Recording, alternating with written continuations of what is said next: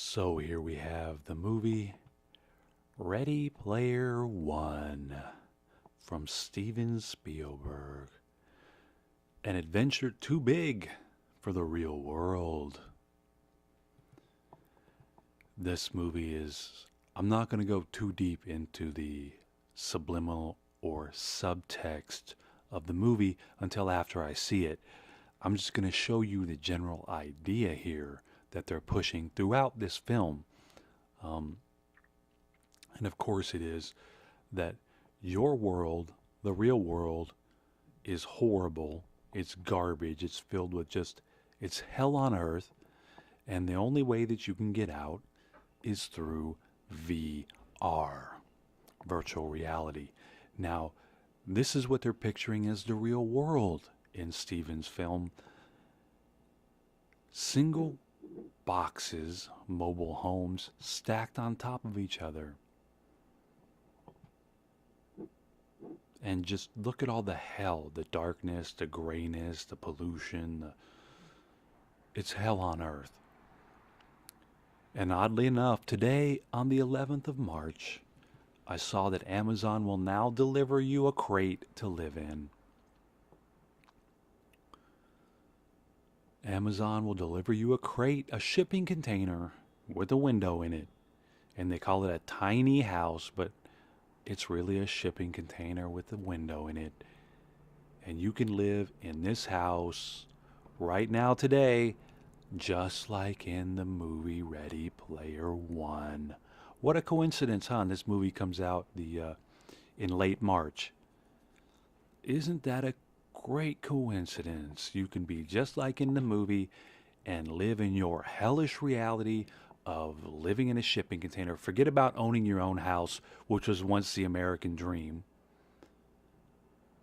The American dream used to be to have your own house, have your own family, and a single parent, a man, could earn enough money to support his whole family and buy his house and afford it. But not today. No, no, no, no, no, no, no. You got to live in a tiny house today. You want to be cool and live in a tiny house. Get your shipping container. Now, how do you escape? See, and this is only 30 years into the future. This is not that far into the future right here. So brace yourself, people. It's already here.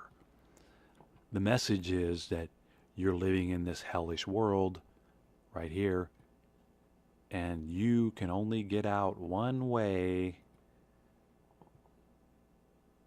and that is through the VR goggles. You see, don't change reality. And I don't mean these poor people on the street who may not be able to do anything other than this. This is a picture that's created by Steven Spielberg and his rich buddies who control the world. Everybody who has money never has to suffer this fate, do they? Think Steven Spielberg has ever had to live on the street? No. So you live on this street in this hellish environment, and you put on these VR goggles, and everything looks nice and rosy. These are literally rose-colored glasses. Now, I'm going to tell you right now, on record, I will never, ever, ever, ever put VR goggles on my head, ever. I may be the last human in the technical world of the West that will live and die never having worn VR goggles, because I'm going to live 30 more years. I guarantee that. And I will never, ever put on VR goggles. Ever. I am taking a stand. I will never, ever put these goggles on. Ever. You will never see me do this. Ever. I am 100% against this technology. And then what do you do when you put the goggles on? You go to the oasis. What is the oasis? Oasis is life in the desert. When you're in the desert and there's no life around, and you hit an oasis, what's there? Life. So now you're no longer seeking life in the real world. You're seeking life in a virtual world. where everything is better than reality. So now instead of having a cool car, which you could never afford because on your salary and with the prices of gasoline and etc., all the forces that are going to be working against you, you get into a virtual car because you can never own a real car. And when you do, that real car is probably autonomous in and of itself. You get to go to cool clubs and you get to hang out with girls and actually feel them touching you, even though they're not there.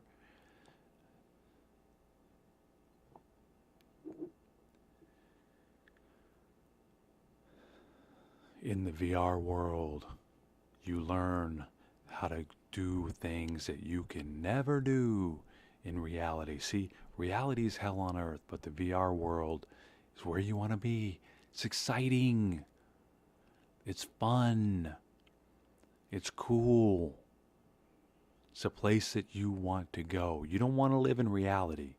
You want to go into the virtual world here. Now, when I go see the movie, I will do a further analysis of what it actually means. But this is a good example here. None of these people are none of these people are actually getting into a car or shutting the door. But in their virtual reality world, they are. So there's the real world getting blown up.